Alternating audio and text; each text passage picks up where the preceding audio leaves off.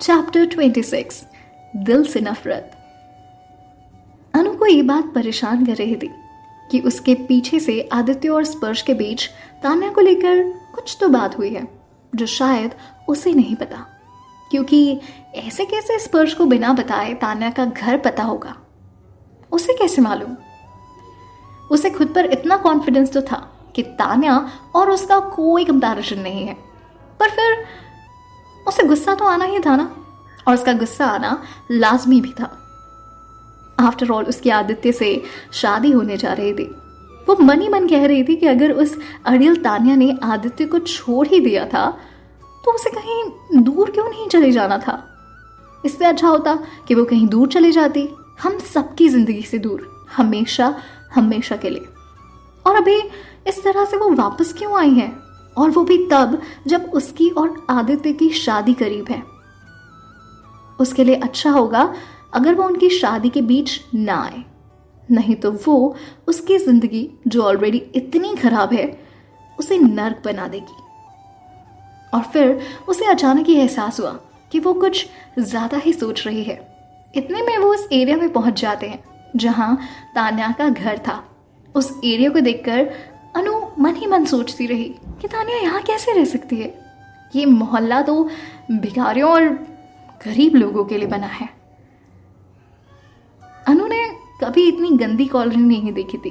गंदी बदबू से उसका दम घुट रहा था। चारों तरफ बस गंदगी ही फैली थी।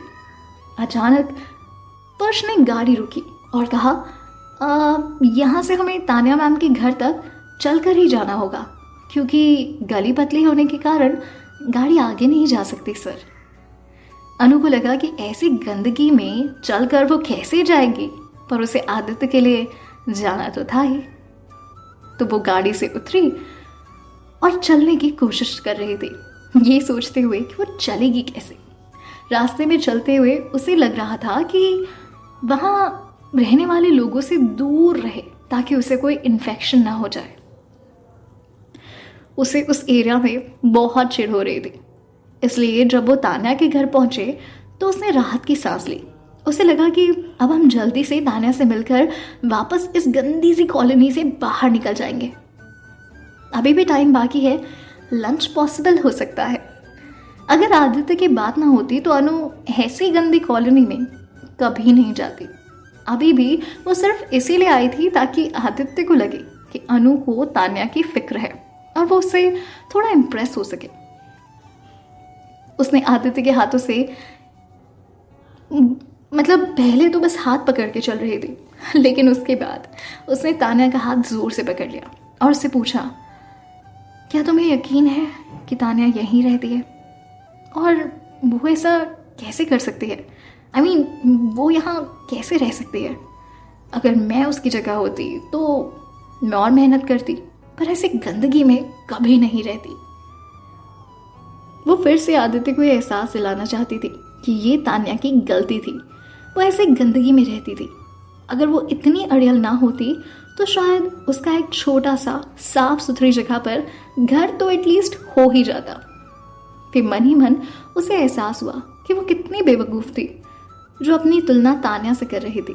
तान्या उसके कंपैरिजन के लायक ही नहीं थी।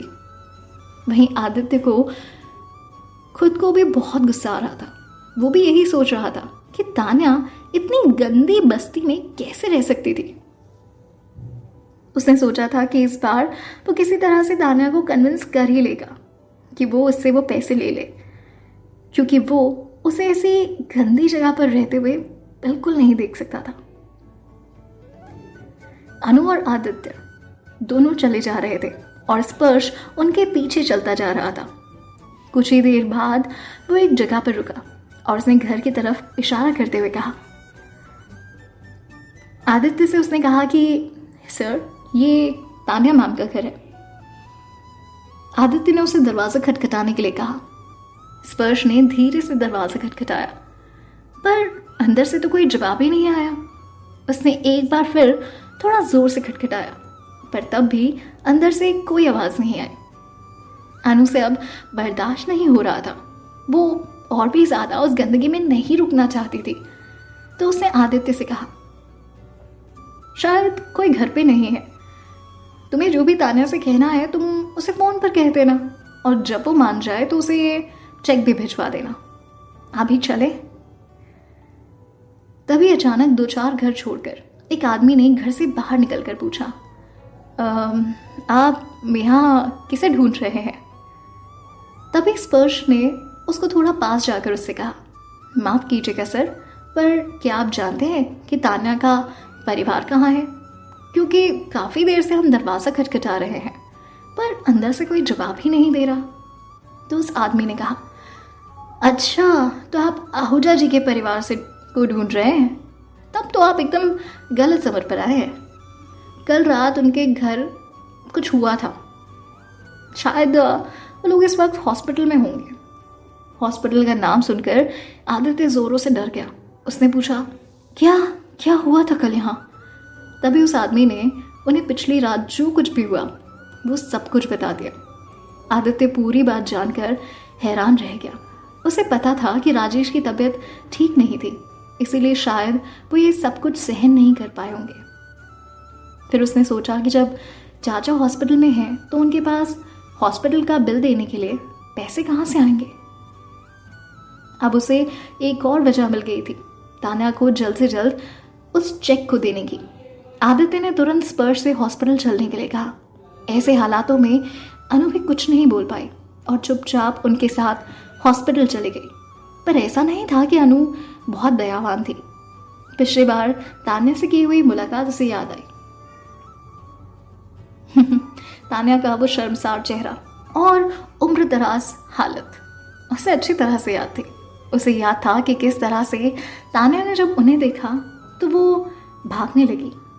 ऐसे ऐसे कैसे हालात थे जो अनु को बहुत सैटिस्फैक्शन दे रहे थे। जब भी अनु इस बारे में सोचती तो उसको एक अजीब सी खुशी होती। इस बात की खुशी कि उसका और तान्या का तो कोई कंपैरिजन ही नहीं है। अब उस बेवकूफ औरत ने अपने आप को और भी ज्यादा मुसीबत में डाल लिया है। अनु बिल्कुल नहीं चाहती थी कि वो और आदित्य उनसे मिलने हॉस्पिटल में जाएं। उसके मन में चल रहा था कि अब तो तान्या को अपना ईगो साइड में रख के ये पैसे लेने ही पड़ेंगे। अनु तान्या के बेजार चेहरे की कल्पना कर हंसने ही वाली थी कि तभी उसे याद आया कि वो आदित्य के साथ है और इस सिचुएशन में वो हंस नहीं सकती।